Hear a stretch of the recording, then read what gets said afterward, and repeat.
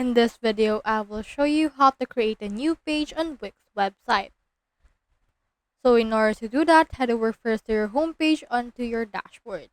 Then from there, click on this edit site option on the upper right corner.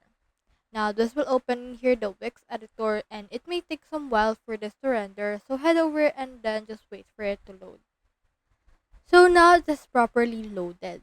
So what we can do in this case is to head over and click on this plus icon right here, which is the add elements option. Now this will open in here the window for all of these things right here. Now once it's open, head over and click on this icon right here, which is the third icon. And then you should be able to see in here the site pages and menu.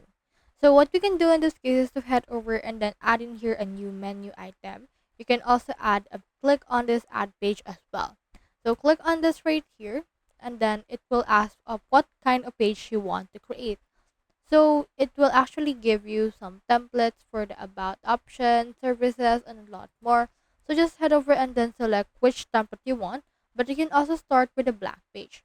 So for example, for this one, let's head over and then just choose in here template, which is this basic, and click on this add page right here in order to add this to our site. So just wait for this to properly load in order to be added.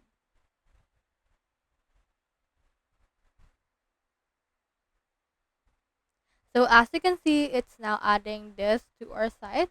So it may take some while as well. So just wait for it right there.